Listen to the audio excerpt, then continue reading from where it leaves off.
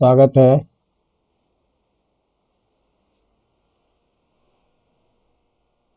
आवाज आ रही है आप लोगों के?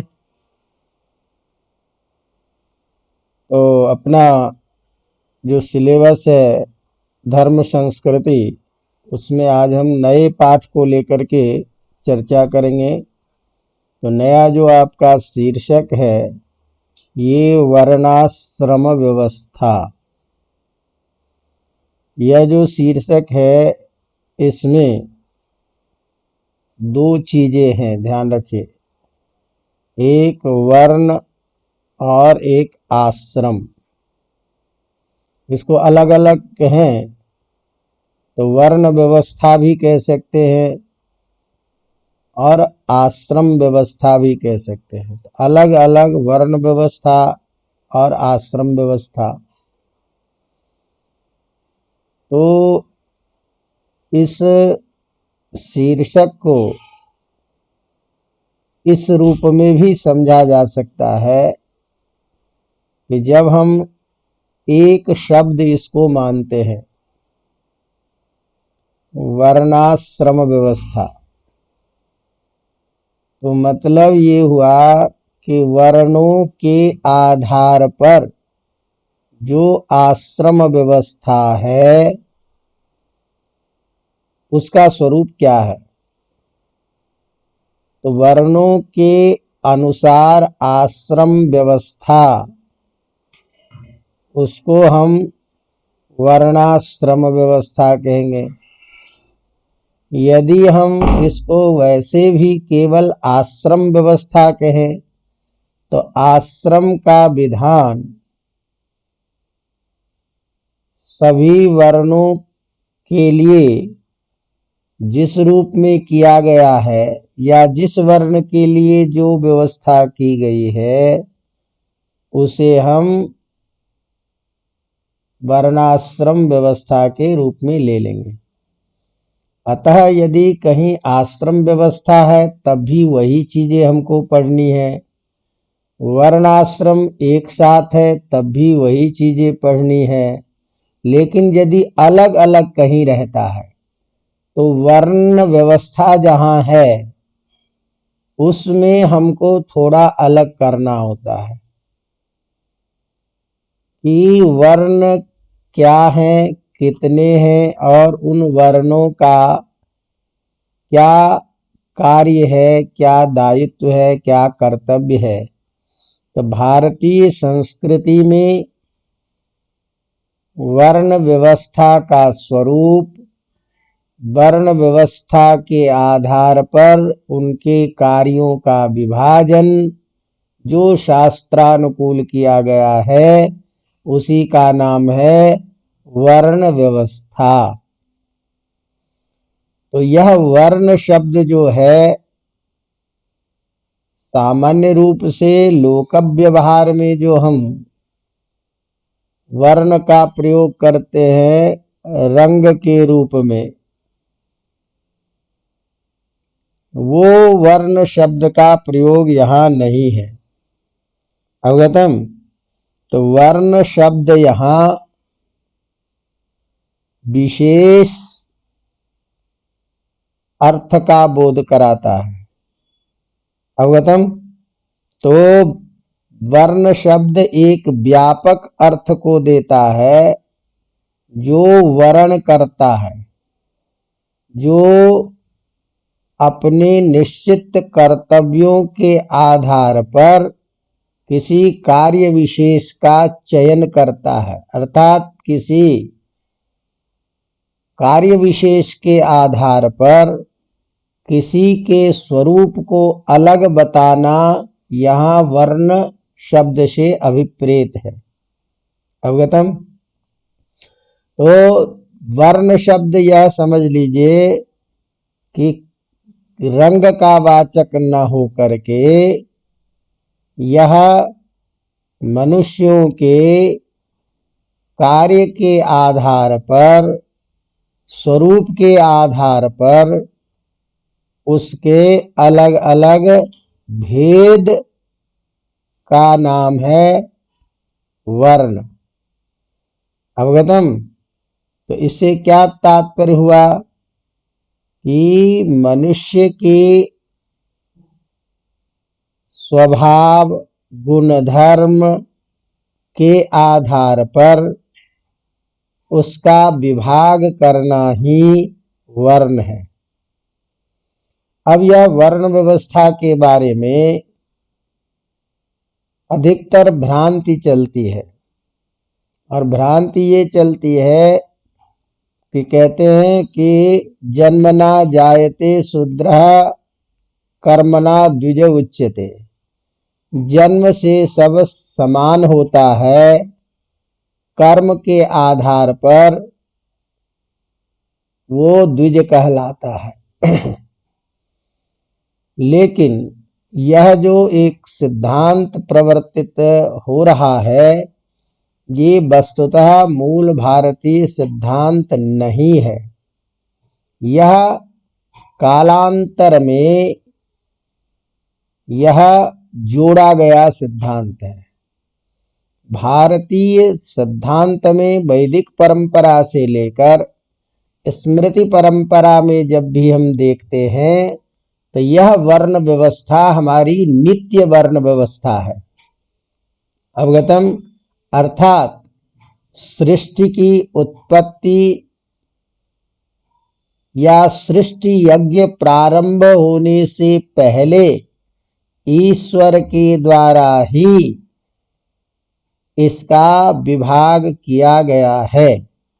अवगतम, इसीलिए यह जो वर्ण व्यवस्था है, इस बात को वैदिक प्रमाण के साथ स्मृति आदि पुराणों में ईश्वर प्रदत्त प्रारब्ध कर्म के अनुसार आत्मा के गुण धर्म के आधार पर जो शरीर प्राप्त होता है, उसी को यहाँ हम वर्ण या जाति के नाम से जाने जाते हैं, जाति के नाम से अभिहित करते हैं।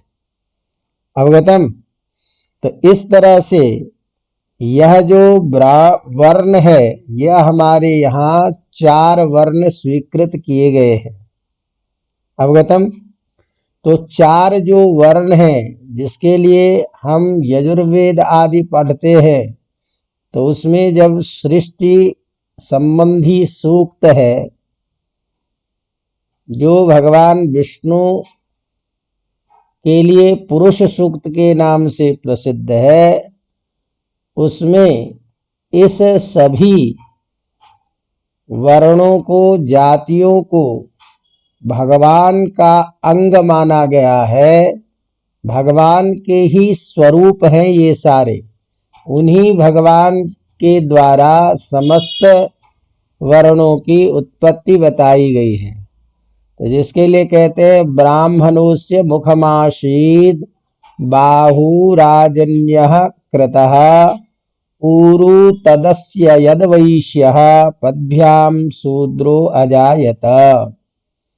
अर्थात वह जो विराट पुरुष जो ब्रह्म है, उस ब्रह्म के द्वारा ही ब्राह्मणो अस्य मुखम आसीत। अस्य विराट पुरुषस्य, इस विराट पुरुष का मुख के रूप में ब्राह्मण है, ब्राह्मण की उत्पत्ति हुई। राजन्यः बाहु, और उनकी जो भुजाएं हैं वही भुजाएं क्षत्रिय है, अर्थात भुजा से क्षत्रिय की उत्पत्ति। उरु वैश्य, और जंघा से वैश्य की उत्पत्ति, अर्थात जंघा का स्वरूप जो है वह वैश्य है। पद्भ्याम शूद्रो अजायत, और पैर का जो स्वरूप है वह शूद्र है। अब लोगों को वास्तविक अर्थ का पता नहीं रहता है, शास्त्रीय बोध होने में दिक्कत है, इसीलिए इसकी गलत व्याख्या करके लोगों में भ्रांति करके समाज में विद्वेष फैलाते हैं। जरा विचार कीजिए आप कि जब सभी ईश्वर के ही अंश है, ईश्वर का ही शरीर का पार्ट है, तो ईश्वर के शरीर के भाग में उन्हीं के अंश होने के कारण सभी उतने ही अपने आप में महत्वपूर्ण हैं। कोई किसी भी स्वरूप में किसी से कम नहीं है। अलग अलग होने पर भी अंतर क्या है? अंतर केवल ये होता है कि जैसे सभी अवयवों के अलग अलग होने पर भी अलग अलग अवयवों से अलग अलग कार्य होता है। जो कार्य जिस अवयव का गुण धर्म है, वो यदि उससे नहीं किया जाए तो कार्य व्यतिक्रम होगा। अवगतम? मान लीजिए आपका शरीर है, इस शरीर में यदि आपको दोनों पैर को काट दिया जाए तो आपका यह शरीर रहता हुआ भी क्रियाशील नहीं हो सकता। आपके संपूर्ण जंघा बाहु और सिर रहने पर भी शरीर की क्रियाशीलता पैर के बिना नहीं है। इसीलिए इस शरीर को खड़ा करने वाला, इसके स्वरूप को रखने वाला, क्रियाशील करने वाला यदि है तो पैर है। यदि आपके शरीर को पैर रहे और जंघा को तोड़ दिया जाए तो जंघा रूपी अवयव के भी नष्ट हो जाने पर शरीर कार्य करना बंद कर देगा। बाहु यदि छिन्न हो जाए, दोनों भुजाएं, तो शरीर का वह अस्तित्व नहीं बच पाएगा। इन सब के रहने पर भी जो हमारा मुख स्वरूप है वह यदि ना हो तो सभी अंग अवयव रहने पर भी वह मृतप्राय है। इसलिए अब अंतर क्या है कि अब मान लीजिए, एक चीज ध्यान रखिए कि सारी ज्ञानेंद्रियां जो है हमारी, वो गले के ऊपर भाग में ही है। चाहे नाक हो, चाहे कान हो, चाहे आंख हो, जिह्वा हो, सारी ज्ञानेंद्रियां जो है यह मुख के हिस्से में है। अब ज्ञानेंद्रिय होने के कारण समस्त ज्ञान का स्वरूप वहीं से संचालित होता है।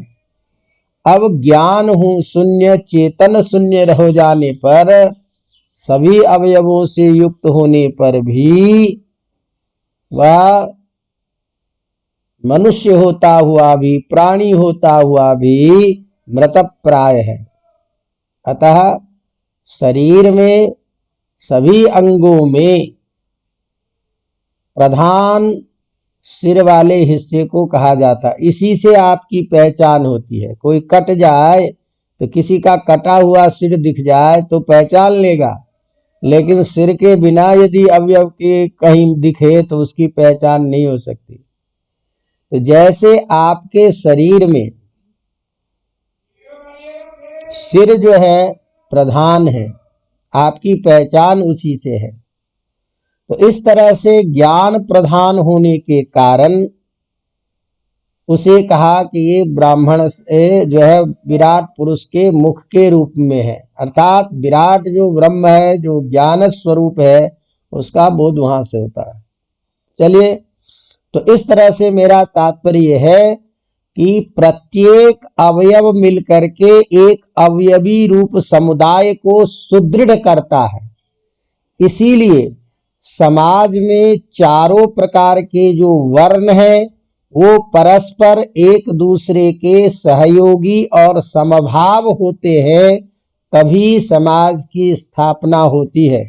इसमें किसी का भी न्यून और किसी का भी अधिक महत्व इस रूप में नहीं है कि कोई ईश्वर का अंश है और कोई ईश्वर का अंश नहीं है। ईश्वर के अंश होने के कारण सभी समान हैं।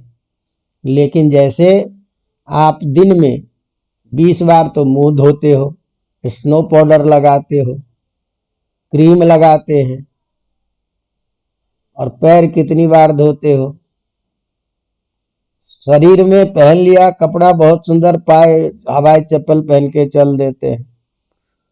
तो यह स्वरूप कार्य के भेद पे थोड़े उसके स्वरूप में भिन्नता जरूर आती है, लेकिन यह जो स्वरूप है ये परस्पर एक दूसरे का उपकारक होता है। अतः समाज की स्थापना में जो जिसके आधार पर गुण धर्म है, जो कार्य है, उसी कार्य को करना चाहिए। इस तरह से वेदादि में ही ब्राह्मणोस्य मुखमासीत् बाहुराजन्यः कृत उरु तदस्य यद्वैश्यः पद्भ्याम शूद्रो अजायत इत्यादि के द्वारा यह वर्ण व्यवस्था, जाति व्यवस्था है। भगवान कृष्ण गीता में कहते हैं, चातुर्वर्ण्यम मया सृष्टम गुण कर्म विभागशः तस्य कर्तारमपि माम विद्यात् अकर्तारमपि मव्यम्। ये जो चतुर्वर्ण की व्यवस्था है, ये मया सृष्टम, मैंने ही उसको बनाए हैं, किसी मनुष्य के द्वारा ये कृत नहीं है। तो मनुष्य के द्वारा जब कृत नहीं है, दूसरी बात ये है कि आपको धर्म ये है, अधर्म ये है, ये ज्ञान कहाँ से मिला। बड़ी विचित्र विडंबना है आजकल कि जिस चीज को आधार बना करके आप किसी का स्वरूप तय करते हो, ज्ञान का स्रोत मानते हो, उसी में जो सिद्धांत कहे गए हैं, उसी आधारभूत चीज को लेकर के और फिर कार्य क्षेत्र में, व्यवहार क्षेत्र में जब आते हो तो उसको मानने के लिए तैयार नहीं होते हो। तो ये एक बड़ी विचित्र विडंबना है। तो जो हमारा किसने बताया कि धर्म क्या है, क्या स्वरूप है, तो यह शास्त्र ही बताता है, वेद ही बताता है। तो जो वेद बता रहा है उसके अनुरूप कार्य होना चाहिए ना। इसीलिए अब डॉक्टर के यहाँ 1000 तरह की दवाई है, सभी दवाई रोग मुक्त करने के लिए है, लेकिन आपको जो रोग है उसी रोग की न दवा चाहिए आपको, आपका अधिकार उसी में होता है। चलिए कोई बात नहीं। तो कहने का मेरा तात्पर्य है कि यह वर्ण व्यवस्था हमारे यहाँ अनादि परंपरा से ईश्वर प्रदत्त गुण धर्म के आधार पर किया गया है। अतः भारतीय प्राचीन सिद्धांत में कर्मों के आधार पर जाति का निर्धारण नहीं है, जन्म के आधार पर जाति का ही निर्धारण है, और तदनुकूल ही उसके कार्य व्यवहार होते हैं। इसीलिए जिसका काम उसी को साजे, इंजीनियर का काम डॉक्टर करने लग जाए, डॉक्टर का काम इंजीनियर करने लग जाए, सारी छिन्न भिन्न व्यवस्था हो जाएगी। क्योंकि उसमें जन्मजात जो संस्कार होता है वो कार्य करने में उसकी अभिरुचि होती है, उसमें उसकी दक्षता होती है। इसीलिए उस दक्षता निमित्तक जो मूल कारण है उस कार्य को करने में उसका स्वरूप विलक्षण होता है। इसीलिए इसमें कोई हीन भावना, नीच भावना, किसी को कम छोटा करने का भाव नहीं है, परस्पर एक समाज का उपकारक होता है। तो चलिए, तो इस तरह से ये जो 4 वर्ण हैं, इन 4 वर्णों के जो विभाग हैं, जिसे हम ब्राह्मण, क्षत्रिय, वैश्य और शूद्र कहे जाते हैं, इस नाम से जानते हैं। तो इन वर्णों का कुछ कार्य दायित्व, उनका धर्म शास्त्र में बताया गया है। तो वर्णों के अनुसार उनका कार्य, धर्म इत्यादि को बताना, इत्यादि को समझना। आप व्याख्या आज क्या कर रहे हैं, हमें उससे कोई लेना देना नहीं है। बार बार मैं कहता हूं, ये शास्त्रार्थ का प्रसंग अलग है, लेकिन परीक्षा की तैयारी करना, परीक्षा को पास करना, ये अलग बात है। तो हमारे सिलेबस में जो सिद्धांत है, उस सिद्धांत के आधार पर शास्त्रों में जो बातें कही गई है उसके आधार पर आपको तैयारी करनी है। अवगतम। तो इस तरह से वर्ण के अनुसार जो धर्म बताए गए हैं उसी का नाम है वर्ण धर्म और उसी का विभाग है वर्ण। अवगतम। तो जैसे मैं धर्म के स्वरूप जब बता रहा था तो मैंने कहा कि कुछ होता है सामान्य धर्म और कुछ होता है विशेष धर्म। तो सामान्य धर्म क्या है कि भाई सत्य बोलना चाहिए, हिंसा नहीं करनी चाहिए, क्रोध नहीं करना चाहिए, लोभ नहीं करना चाहिए। ये सब जो चीजें हैं ये प्राणी मात्र के लिए, सबके लिए आवश्यक है सामान्य धर्म। लेकिन कुछ विशेष धर्म माने जाते हैं, विशेष कार्य माने जाते हैं। अवगतम। बाबू का काम अलग, प्रिंसिपल का काम अलग, प्रोफेसर का काम अलग, सब काम एक ही आदमी करने लग जाए तो संभव नहीं होगा ना।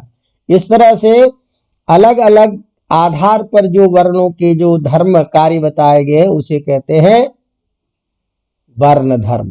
तो ये वर्ण धर्म के बारे में कुछ आपको चर्चा करनी है, तो पहले हम इसको पढ़ लें, फिर इसके आधार पर जो आश्रम है उसके आधार पर चर्चा करेंगे। तो हमने आपको जैसे कहा कि हमारे शास्त्रों में 4 प्रकार के वर्ण की व्यवस्था है, ब्राह्मण, क्षत्रिय, वैश्य और शूद्र। तो ब्राह्मण किसको कहा जाता है, ब्राह्मण का धर्म क्या है, इसकी चर्चा जब करते हैं तो कहते हैं ब्राह्मण। तो ब्राह्मण में शब्द कौन है, मूल ब्रह्म। ब्रह्म का मतलब होता है वेद, वेद का मतलब होता है ज्ञान प्रधान, ब्रह्म का मतलब होता है ईश्वर। तो ईश्वर संबंधी जो कार्य है, नित्य कार्य, उसको जो जानता है, जो वेद के स्वरूप को जानता है, जो परमार्थ को जो जानता है, जो ब्रह्म की ओर ले जाता है, उसे क्या कहा जाता है, ब्राह्मण। अर्थात जो ब्रह्म की खोज में लगा रहे, जो सत्य की खोज में लगा रहता है, ऐसा जो स्वरूप जिसका होता है उसे क्या कहते हैं, ब्राह्मण। अवगतम। तो जैसे हमने कहा कि इस ब्राह्मण को शरीर के अंग के रूप में क्या बताया है, मस्तिष्क के रूप में बताया गया है। तो इस ब्राह्मण का ज्ञान प्रधान स्वरूप होता है। ब्राह्मण का स्वरूप क्या है, ज्ञान प्रधान, जिसमें ज्ञान की प्रधानता हो, समस्त विषयों के ज्ञान के प्रति जिसका चिंतन हमेशा रहे, ऐसा जो ज्ञान प्रधान ब्राह्मण वर्ण विशेष है उसका नाम क्या है, ब्राह्मण। अवगतम।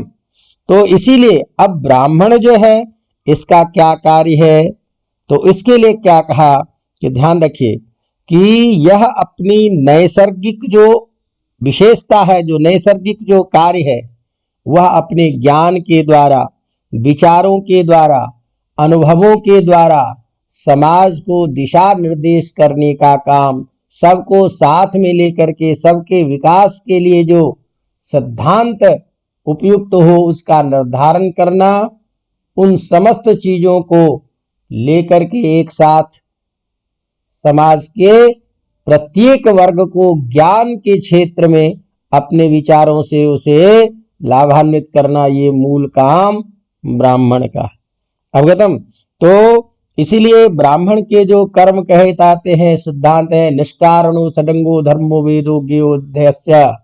ब्राह्मण का मूल कर्तव्य है कि बिना किसी कारण के, बिना किसी प्रयोजन के भी नित्य नैमित्तिक कर्म करते हुए वेद शास्त्र आदि का 6 अंग का अध्ययन करना, अध्यापन करना, यजन करना, याजन करना। तो यजन, याजन, अध्ययन, अध्यापन ये ब्राह्मण का नित्य कर्म है। अवगतम। तो इस तरह से हम जब देखते हैं तो ब्राह्मण के कुछ लक्षण भी बताए गए हैं और ब्राह्मण का कार्य भी बताया गया है। तो हमने जैसे अभी कहा कि ब्राह्मण जो है, इसका आपको प्रश्न पूछेगा मूल कर्म कौन है, ब्राह्मण का क्या है, तो अध्ययन करना, यज्ञ करना, दान देना और दान लेना, ये द्विज मात्र का कर्तव्य है। अवगतम। तो ब्राह्मण के 6 कर्म बताए गए हैं। तो परीक्षा में पूछे ब्राह्मणों के मुख्य कर्म कितने हैं, 6। अध्ययन अध्यापन, यज्ञ करना, दान देना और दान लेना। तो ये 6 कर्म ब्राह्मण के विहित माने गए हैं। इस तरह से इन कर्म को करता हुआ जो व्यक्ति ब्रह्म की खोज में, ज्ञान की खोज में रहता है, उसे ब्राह्मण कहते हैं। अब ये ब्राह्मण का स्वरूप कैसा होना चाहिए, तो इसके लिए भी कहते हैं, ध्यान रखिए कि स्वकर्म से जीव को उपार्जन करना, अपने कर्म से ही जीव को उपार्जन। अब ब्राह्मण का लक्षण क्या है, तो ब्राह्मण का लक्षण अनेक शास्त्रों में अनेक रूप में कहा जाता है। पहला लक्षण करता है, यह क्रोध मोह त्यजति तम देवा ब्राह्मणम विदु। जो क्रोध और मोह को त्याग करता है, जो कभी क्रोध न करे, जो किसी के प्रति मोह लोभ लालच न रखे, वो क्या है, ब्राह्मण। यो बदेत यह सत्यानि गुरुम संतोषयेत च। जो कभी असत्य का अपभाषण न करे। ब्राह्मण विशेष रूप से इस चीज का ध्यान रखे कि ब्राह्मण को क्रोध से मुक्त होना चाहिए, मोह से मुक्त होना चाहिए, सत्य बोलना चाहिए, और गुरु को जो संतुष्ट रखे। हिंसितश्च न हिंसेत तम देवा ब्राह्मणम विदुः। किसी ने यदि उसको कष्ट भी पहुंचा दे तो ब्राह्मण किसी को कष्ट न दे। हिंसितश्च न हिंसेत, जो स्वयं भले ही हिंसित हो जाए लेकिन हिंसित होने पर भी किसी की हिंसा न करे। जितेंद्रियो धर्म पर स्वाध्याय निरतः शुचि। जो जितेंद्रिय हो, जो धर्म धार्मिक हो, जो स्वाध्याय में हमेशा लगा रहे, ऐसा जो हमेशा पवित्र पूर्वक आचरण करे, उसी को ब्राह्मण कहा जाता है। कहते हैं, काम क्रोधो वशो यस्य तम देवा ब्राह्मणम विदु। काम और क्रोध जिसके बस में हो उसे ब्राह्मण कहा जाता है। यो अध्यापयेत अधीत यजेत वा याजय्य वा दद्यात् वापि यथाशक्ति तम देवो ब्राह्मणम विदु। जो अध्यापयेत, जो अध्यापन करे, अध्ययन करे, यजन करे, यज्ञ करवाए, स्वयं भी करे और यज्ञ कराए भी, और दान दे भी और दान ले भी। तो ब्रह्मचारी वदान्यो यो अधीत द्विज पुंगवा स्वाध्याय भाम तो वही तम देवा ब्राह्मणम विदु। इस तरह से यज्ञ कराए, यथाशक्ति दान दे, ब्रह्मचर्य का पालन करे, और उदार और अप्रमत्त जो रहता है उसी को ब्राह्मण कहा जाता है। तो इस तरह से महाभारत में ब्राह्मण का ये लक्षण बताया कि क्रोध मोह से रहित, सत्य बोलने वाला, गुरु को संतुष्ट रखने वाला, स्वयं हिंसित होकर के भी कभी हिंसा नहीं करने वाला, जितेंद्रिय, धार्मिक, स्वाध्यायी, पवित्र, कामना और क्रोध को वश में रखने वाला, अध्ययन करने वाला, अध्यापन करने वाला, यज्ञ करने वाला, कराने वाला, यथाशक्ति दान देने वाला, ब्रह्मचर्य का पालन करने वाला, उदार और अप्रमत्त स्वभाव वाला जो होता है उसे ब्राह्मण कहा जाता है। अर्थात ब्राह्मण का ये धर्म है, इस तरह का रहना। इसी बात को पतंजलि दूसरे शब्द में कहते हैं, तपस्रुतम च योनिश्च एतद ब्राह्मण कारकम। ब्राह्मण का ब्राह्मणत्व इसी में है कि वह तपस्या करे, अध्ययन करे, और इस तरह से तपस्या, अध्ययन आदि कार्य जो है ये जन्म से ब्राह्मण को होना चाहिए। तपस्रुत्य श्रुताभ्याम यो ही न सजाति ब्राह्मण एवच। जो तपस्या और श्रुति से, इस वेदादि अध्ययन अध्यापन से रहित है, वो नाम मात्र का जाति का ब्राह्मण है, वस्तुतः वो ब्राह्मण है नहीं। अब इसीलिए जाति मात्र से ब्राह्मण होना श्रेष्ठ नहीं कहा जाता है, जो आज के समाज में केवल जाति मात्र से ब्राह्मण रह गया, इसीलिए ब्राह्मण की ये दुर्दशा है। अवगतम। तो इस तरह से हमारा मूल आपको तात्पर्य ये समझाने आया कि ब्राह्मण का स्वरूप ऐसा बताया गया है, और यह ब्राह्मण जो जाति की व्यवस्था है या अन्य जाति की व्यवस्था है, ये अपने यहाँ ईश्वर प्रदत्त अनादि परंपरा से है, कर्म के आधार पर नहीं है। लेकिन इसलिए ब्राह्मण तो है, लेकिन नाम का ब्राह्मण है, जाति मात्र का वो ब्राह्मण है, यदि ब्राह्मण का आचरण नहीं करता है तो ब्राह्मण के अपने जीवन के निर्वाह करने के लिए 3 प्रमुख साधन बताए गए हैं।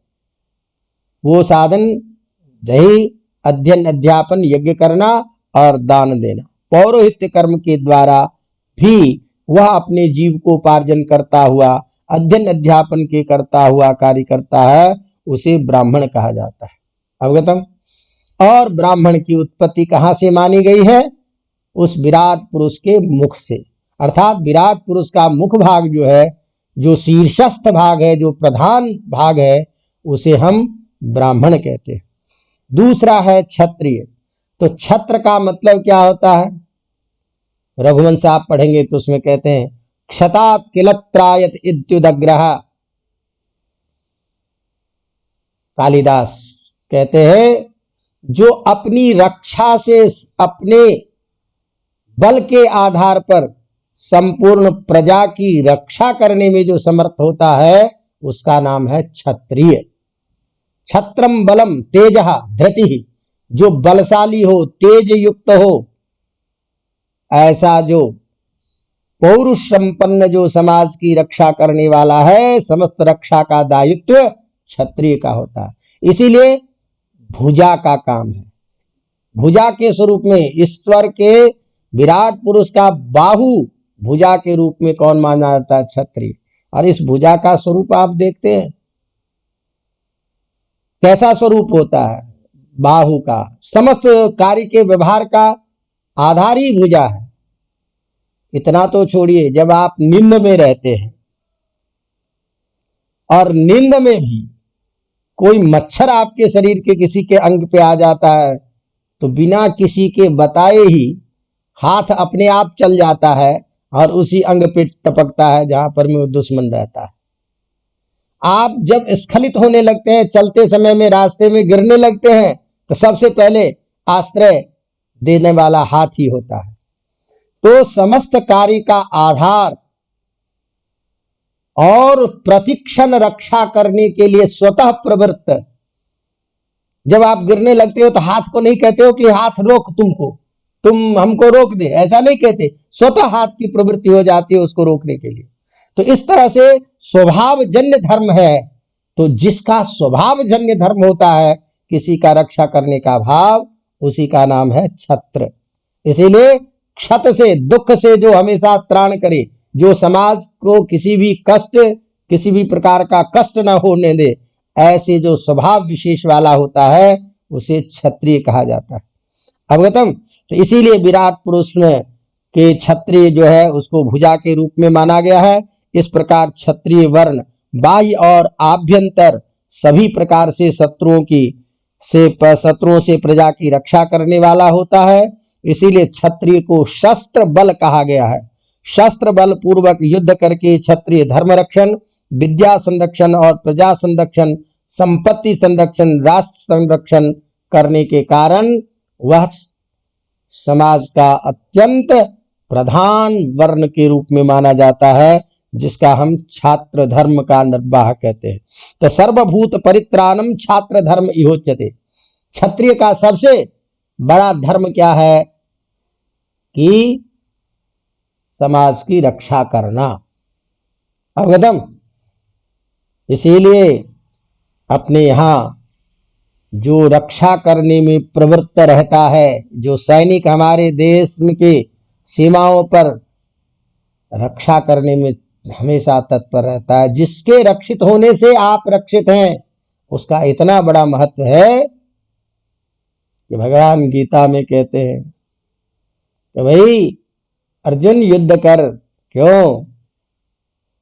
कि यदि तुम मारे गए तो भी चिंता की बात नहीं है। स्वर्ग द्वारम अपावृतम। सैनिकों के लिए, ऋषि महात्माओं के लिए यज्ञ करते करते, तप करते करते जब अनंत पुण्य का उदय होता है, तब जाकर कहीं स्वर्ग की प्राप्ति होती है। लेकिन जो क्षत्रिय है, जो समाज की रक्षा करता है, उसके लिए स्वर्ग का द्वार खुला मिलता है। यह भारतीय संस्कृति, धर्म संस्कृति का सिद्धांत है। चलिए कोई बात नहीं। तो इस प्रकार क्षत्रिय के भी कुछ लक्षण बताए गए हैं। तो क्षत्रिय का लक्षण क्या है? शौर्यम वीर्यम धृतिस्तेजः त्यागः आत्मजय क्षमा ब्रह्मण्यता प्रसादश्च रक्षा च छत्र लक्षणम।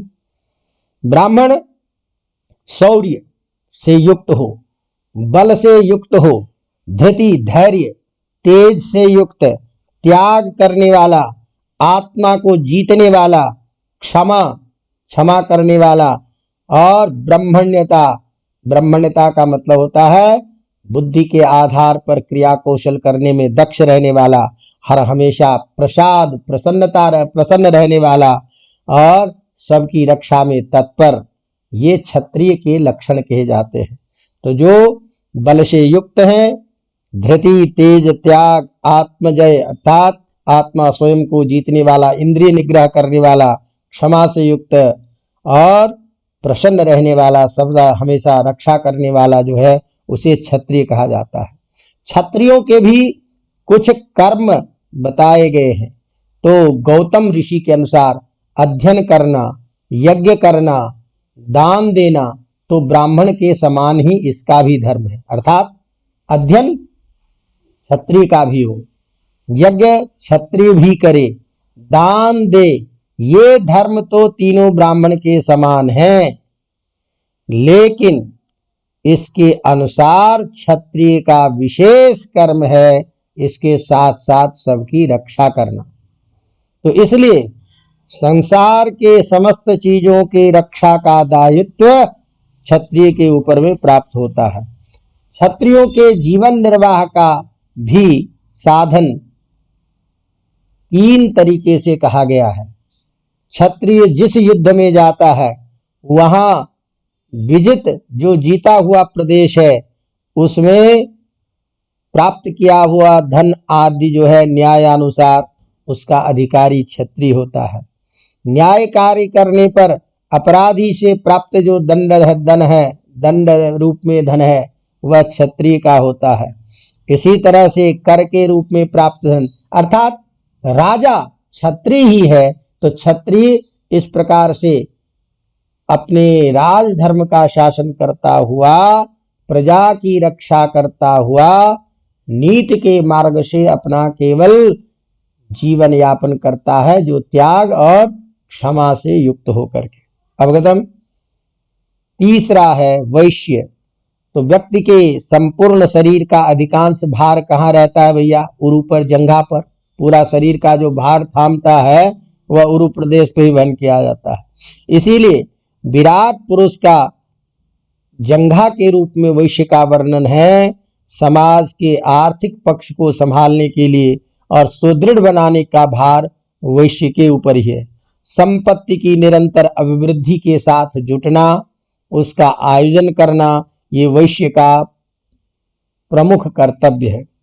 विविध रत्नों का ज्ञान, बीज बोने का समय, खेतों के गुण दोष, पशु की समृद्धि, भृत्यों की नौकरी, उनके वेतन आदि, ये समस्त चीजों का निर्धारण वैश्य के द्वारा किया जाता है।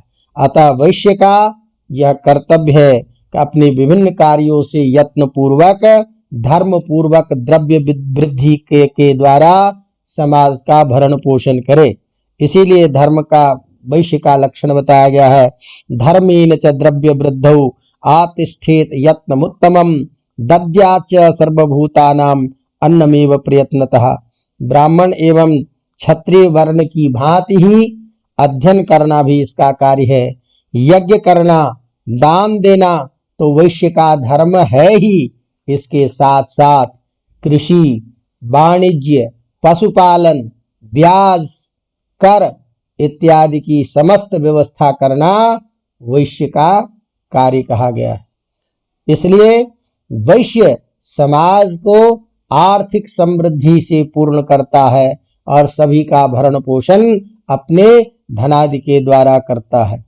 तो इस तरह से यह समाज का सबसे, समाज को समृद्ध करने वाला वर्ग कहा जाता है।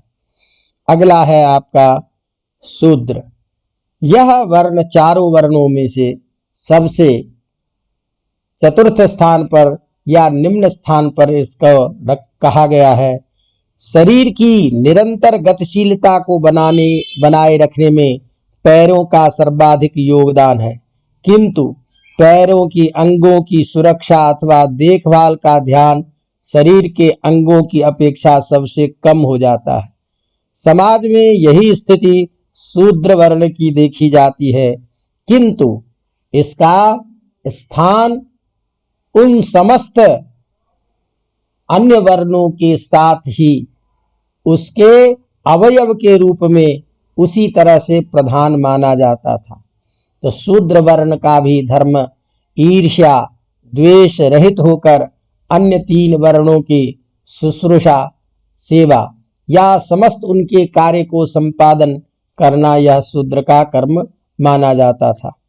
यह इसके लिए अब ये जो शूद्र है इसके कुछ अलग अलग कार्य, अलग अलग भेद भी बताए जाते हैं।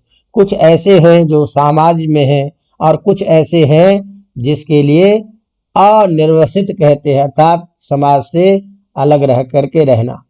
तो जैसे अन्य बहुत सारे ऐसे कार्य हैं जिसको करने वाला शूद्र गांव में नहीं रहता है, और कुछ ऐसे होते हैं जो गांव में रहते हैं। तो इस तरह से कुछ समाज के बिल्कुल अंग में मिले हुए हैं और कुछ समाज का अंग होते हुए भी उसको गांव से या अपने उस समाज से थोड़ा सा अलग व्यवस्था या अलग रहने की बात कही गई है, जिसको 2 भाग में कहते हैं, अनिर्वसित शूद्र और निर्वसित शूद्र। निर्वसित शूद्र नगर से बाहर निवास करते थे, जैसे चांडाल आदि। तो चांडाल आदि का गांव से भिन्न। दूसरा है ऐसा जिसका अन्नादि के साथ में सायुज्य रहता है, उसको हम अनिर्वसित शूद्र कहते हैं। तो इस तरह से समाज में को समुन्नत करने के लिए चारों परस्पर एक दूसरे के उपकारक माने जाते हैं, और इस तरह से ये वर्ण व्यवस्था हमारे भारतीय संस्कृति में है। इसीलिए कहते हैं कि भले ही शूद्र का धन संचय, यज्ञ क्रिया, वेदाध्ययन आदि में उसकी प्रवृत्ति नहीं होती, लेकिन समाज में उसका विशिष्ट स्थान है। और तथैव शूद्रा विहिता सर्वधर्म प्रसादका शूद्रस्य यदि ते न स्युः कर्म कर्ता न विद्यते। इसीलिए अन्य लोगों को जो जो कर्म करने से जिस धर्म की प्राप्ति मानी गई है, उस धर्म का स्वरूप, उस धर्म की प्राप्ति शूद्र को त्वरित केवल सेवा मात्र से है। इसीलिए ये नहीं कहा जा सकता, क्योंकि भगवान के फल प्राप्ति में किसी का निषेध नहीं है। फल प्राप्त तो भगवान समान रूप से कराते हैं, लेकिन जिसका जो कार्य है उसी रूप में उस कर्म के द्वारा उसको पुण्य प्राप्त हो जाता है। अतः भगवान के द्वारा फल प्राप्ति में, धर्म के प्रयोजन में किसी में भेद नहीं है। जो जिस रूप में जो कार्य जिसके लिए निर्धारित है, उसी रूप में उस कार्य से उसको वो धर्म मिल जाता है। अतः अपने कर्तव्य के पालन के द्वारा ही उसी परम पद को, ईश्वर को वह प्राप्त करता है। उसके लिए अलग धर्म अपनाने की कोई जरूरत नहीं है। निश्रेयस भाव जो परम कल्याण है उसको, जैसे कि जो काम पुरुष को घर में यज्ञादि या अन्य व्यवस्था करके जितना धर्म नहीं मिलता, स्त्रियों को उससे भी अधिक धर्म मिलता है। क्यों? कि समस्त परिवार का भरण पोषण पाकादि के द्वारा स्त्रियां करती है। इसीलिए स्त्रियों की, पुरुषों की अपेक्षा स्त्रियों को 1000 गुना श्रेष्ठ बनाया गया है, जिसके आधार पर ही परिवार पलता है। तो जो परिवार को पुष्ट करे, उसको उन पुरुषादि के द्वारा निहित जो कर्म है, यज्ञादि इत्यादि, उससे जो धर्म प्राप्त नहीं होता, उससे अधिक धर्म प्राप्त हो जाता है केवल पाकादि के द्वारा परिवार को पुष्ट करने से। इसी तरह से यदि सभी प्रकार के कार्यों को संपादित करने के लिए यदि सहायक न हो शूद्र, तो कोई कार्य नहीं हो सकता। अतः उनके कार्यों के संपादन मात्र करने मात्र से जो यज्ञ याग आदि से धर्म की प्राप्ति होती है, वही धर्म की प्राप्ति केवल सेवा मात्र से शूद्र को प्राप्त हो जाती है। इसीलिए फल भेद नहीं है, लेकिन कार्य जो है वह कार्य अलग अलग कहे जाते हैं। इस तरह से समाज के सभी वर्गों को आपस में परस्पर एक अवयव के रूप में माना गया, और हम सभी उस ईश्वर के अवयव कहे जाते हैं, और अवयवी हमारे वही ईश्वर है। इस तरह से वर्णों के आधार पर उनके कुछ कार्य बताए गए। अब ये जो वर्ण है, इन वर्णों के आधार पर हम जब देखते हैं तो आश्रम व्यवस्था जो है हमारे यहाँ, तो मैंने जैसे बताया कि 4 वर्ण हैं, इसी तरह से इस सभी प्राणी के मनुष्य जीवन को 4 भागों में बांटा गया, जिस 4 भागों में जीवन के स्वरूप में अलग अलग तरीके से कार्य करते हुए जीवन को पूर्ण और संतुष्ट और सुखी बनाना चाहिए। तो वो कैसे हो? रघुवंश पढ़िए, सिलेबस में भी है, लोग शायद आप लोगों का हो या ना हो, प्रथम सर्ग में ही क्या कहते हैं, राजा दिलीप क्या करते थे, क्या कैसे, शैशवे विद्यानाम यौवने विशेषिणाम वार्धक्ये मुनिवृत्तीनाम योगेनान्ते तनुत्यजाम। रघुकुल वंश में सारे धर्म रीति के अनुसार, वर्ण आश्रम व्यवस्था के अनुसार हमेशा कार्य किया करते हैं। क्या? शैशवे विद्यानाम, शैशवावस्था में केवल विद्याध्ययन, केवल विद्याध्ययन। यौवने विशेषिणाम, युवावस्था में गृहस्थाश्रम का धर्म का पालन करते हुए। वार्धक्ये मुनिवृत्ति नाम, वृद्धावस्था में वानप्रस्थ के आश्रम के अनुकूल धर्म का आचरण करने वाले। और योगे नान्ते तनुत्यजाम, और अंत समय में संन्यास आश्रम का आश्रय करके ईश्वर के प्रति। तो इस तरह से रघुकुल के समस्त राजा धर्म का पालन किया करते। इसलिए कि आद्य वयसिनाधीतम, द्वितीय नार्जितम धनम, तृतीय न तपस्तप्तम, चतुर्थे किं करिष्यति। यदि प्रथम में आपने ज्ञान प्राप्त नहीं किया, द्वितीय अवस्था में आकर के धन का अर्जन नहीं किया, गृहस्थाश्रम का पालन नहीं किया, वानप्रस्थ आश्रम में आकर के आपने तपस्या नहीं की, तो यदि किसी भी आश्रम में रह करके तदनुकूल कार्य नहीं किया तो चतुर्थे किं करिष्यति, मरने के समय में चौथी अवस्था में क्या करेंगे। अतः आश्रमात आश्रमम गच्छेत, एक आश्रम से दूसरे आश्रम में जाते हुए मनुष्य की जीवन यात्रा करनी चाहिए।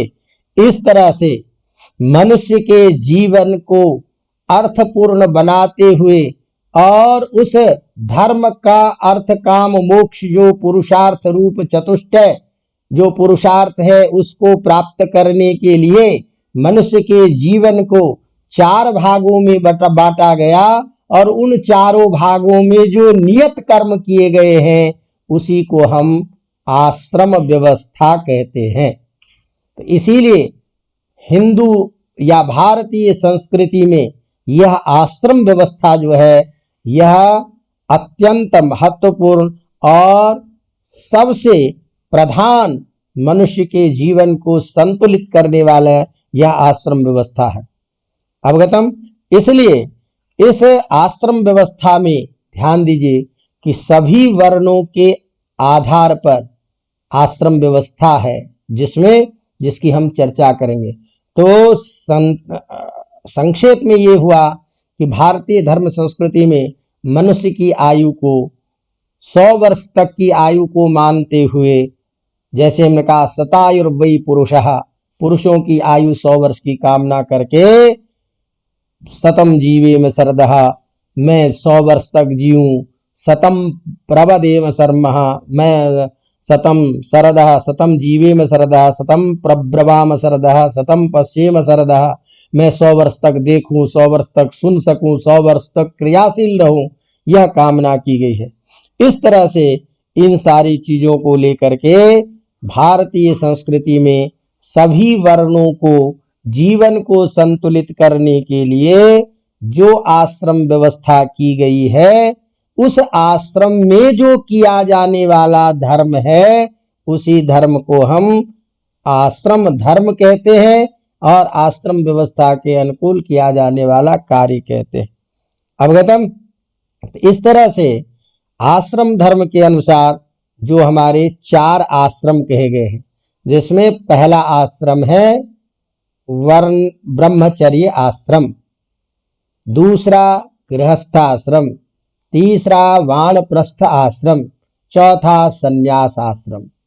तो यह जो आश्रम है, ध्यान ये रखना है कि इस आश्रम में रहते हुए तीन जो वर्ण है, इन तीनों वर्णों के लिए आश्रम व्यवस्था है, ब्राह्मण क्षत्रिय वैश्य, तो तीनों ही आश्रम में रहेगा।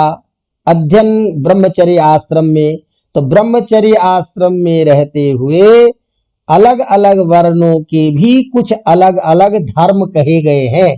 तो आपको परीक्षा की दृष्टि से वर्णाश्रम एक रूप में तो हो गया कि ब्रह्मचर्य आश्रम, लेकिन ब्रह्मचारी जो होगा तो ब्राह्मण का ब्रह्मचारी जो है, ब्राह्मण जाति विशेष का जो ब्रह्मचारी है उसका कुछ स्वरूप अलग होगा, क्षत्रिय जो ब्रह्मचारी है उसका स्वरूप अलग, वैश्य जो छत्र, सभी अध्ययन सभी है, अध्ययन के अधिकारी सभी है, अध्ययन सभी करेंगे, लेकिन स्वरूप भेद होता है।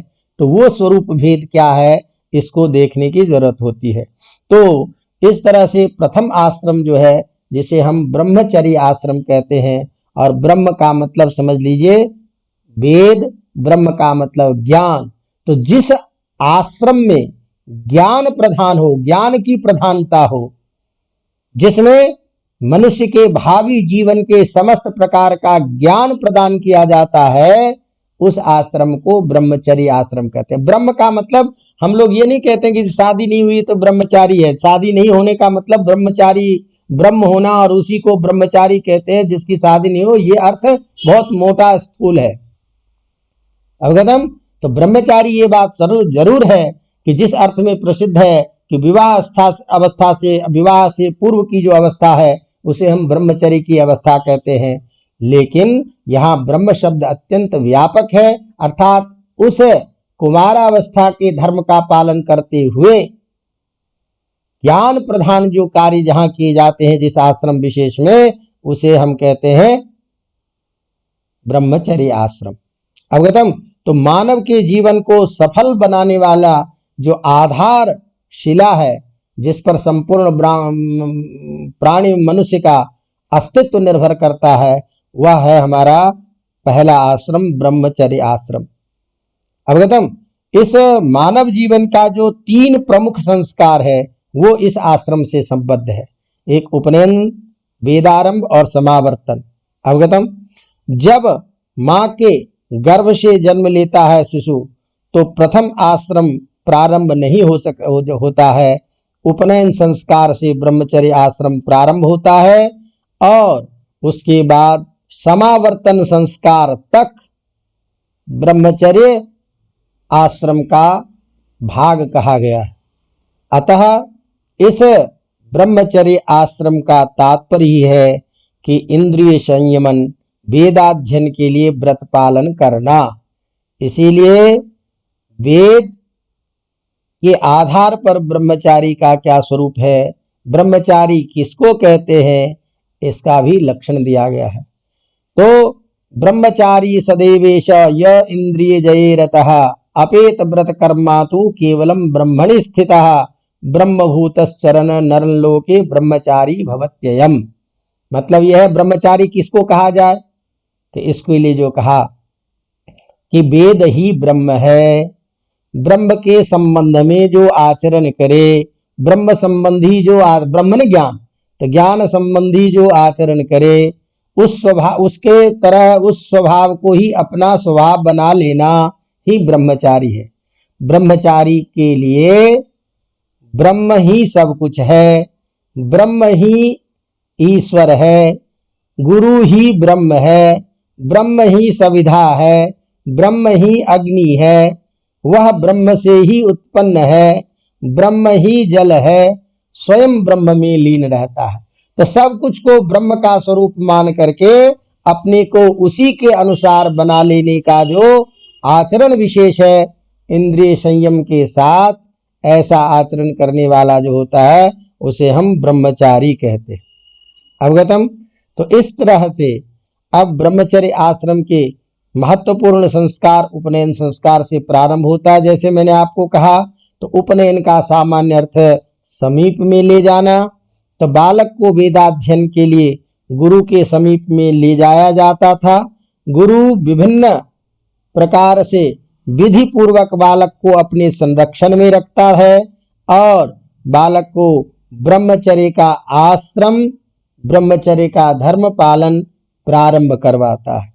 तो इस तरह से ब्राह्मण, क्षत्रिय और वैश्य ये तीन वर्ण उपनयन संस्कार के अधिकारी होने के कारण ये तीनों वर्ण ही ब्रह्मचर्य आश्रम का पालन करते थे, अर्थात तीनों वर्णों के लिए ब्रह्मचर्य आश्रम की व्यवस्था थी। तो इस तरह से ब्राह्मण, क्षत्रिय और वैश्य इसके आधार पर, वर्ण के आधार पर जो आश्रम में रहने वाले ब्रह्मचारी हैं तीनों वर्ण के, उसके कुछ स्वरूप अलग अलग होते थे। तो ब्राह्मण आदि भिन्न भिन्न वर्ण के ब्रह्मचारी भिन्न भिन्न प्रकार की वेशभूषा धारण करते थे। वेशभूषा, दंड, मेखला आदि की भिन्नता के कारण देखने मात्र से ही आश्रम में पता चल जाता था कि यह ब्रह्मचारी ब्राह्मण वर्ण का है, यह ब्रह्मचारी क्षत्रिय वर्ण का है, यह ब्रह्मचारी वैश्य वर्ण का है। इस तरह से ब्रह्मचारी का वर्ण में के आधार पर भी आश्रम में इसकी अलग व्यवस्था होते हुए, अलग स्वरूप का बोध कराते हुए अध्ययन अध्यापन गुरु के समक्ष रह करके करना इस आश्रम का प्रमुख कर्तव्य है। इस आश्रम में गुरु का अत्यधिक स्थान होता था, इसीलिए ब्रह्मचारी गुरु के मुख से श्रवण के द्वारा समस्त ज्ञान प्राप्त करता था और गुरु के आश्रम में रहते हुए ब्रह्मचारी के कुछ सामान्य नियम बताए गए हैं सबके लिए। तो आपको परीक्षा में पूछ भी देगा कि ब्रह्मचारी के कुछ सामान्य नियम क्या है। तो ब्रह्मचारी शिष्य से यह अपेक्षा होती है कि वो गुरु के बुलाते ही उसके समीप जाए, बिना कहे गुरु की सेवा करे, गुरु के सोने के बाद में सोए, गुरु के जगने से पहले वह शय्या त्याग करे, गुरु के समस्त कार्यों को संपादित करते हुए गुरु के आज्ञा का पालन करना ब्रह्मचारी का प्रथम कर्तव्य है। इसीलिए ब्रह्मचारी का ये सभी वर्णों के लिए ब्रह्मचारी का यह धर्म है कि गुरु के नीचे के आसन पर बैठे, कभी गुरु के समान आसन पर न बैठे, गुरु की निंदा अथवा अपमान, उपहास कभी न करे। अतः ब्रह्मचारी को मन, वचन, कर्म से गुरु का हित करना चाहिए। इस तरह से संपूर्ण नियमों का पालन करते हुए अध्ययन करते और समस्त विद्याओं का अध्ययन गुरु के द्वारा किए जाते थे। इस दृष्टि से ब्रह्मचारी को काम, क्रोध, विषय आसक्ति, नृत्य, संगीत, द्यूत, क्रीड़ा, पर निंदा, असत्य भाषण, मद्यपान, स्त्री स्पर्श आदि से पूर्णतया अलग रहते हुए निष्ठापूर्वक शास्त्रों का अध्ययन करते हुए गुरु के आधार, गुरु के कहने पर जो चलने वाला ब्रह्मचारी है, यह श्रेष्ठ ब्रह्मचारी कहलाता है। अतः ब्रह्मचारी विद्यार्थी जीवन के सबसे प्रधान आश्रम होने के कारण, समस्त ज्ञान का आश्रय होने के कारण यह जीवन को प्रतिफलित करने वाला और जीवन का आधार दंड बताया गया है। अतः भावी जीवन को सुदृढ़ बनाने वाला भारतीय संस्कृति में शिक्षा प्राप्ति के साथ मानव को मानवीय और सामाजिक समस्त व्यावहारिक गुणों का ज्ञान कराने वाला प्रथम आश्रम के रूप में यह ब्रह्मचर्य आश्रम माना जाता है, जिसकी अवधि प्रत्येक आश्रम व्यवस्था के आधार पर तो 25 वर्ष की रखी गई है, लेकिन जैसे मैंने कहा कि 8 वर्ष उपनयन का अवधि है, तो उसके बाद में जाकर के ही यह ब्रह्मचर्य आश्रम का स्वरूप आता है। इस तरह से 25 वर्ष की अवस्था में से आप 8 वर्ष 11 वर्ष अधिकतम इसको अलग कर देंगे तो 9 और 11 वर्ष 12 वर्ष के लगभग ब्रह्मचर्य आश्रम में रहा जाता था, जिसमें समस्त शास्त्रों का अध्ययन किया जाता है। इस तरह से मानव जीवन का संपूर्ण अस्तित्व को बोध कराने वाला जो प्रथम आश्रम है वह ब्रह्मचर्य आश्रम है, जिसमें आश्रम में रहता हुआ, गुरु के समीप में रहता हुआ शिष्य को, छात्रों को समस्त प्रकार का ज्ञान कराया जाता था। अवगतम? तो ये हमने कुछ चर्चा की। अब जो शेष जो तीन जो आपके आश्रम बच गए हैं, उस आश्रम की चर्चा हम करेंगे, क्योंकि समय हो चुका है। अग्रिम कोई कार्य बाधित न हो, इसके लिए और चर्चा हम बाद में करेंगे तीनों आश्रमों के बारे में।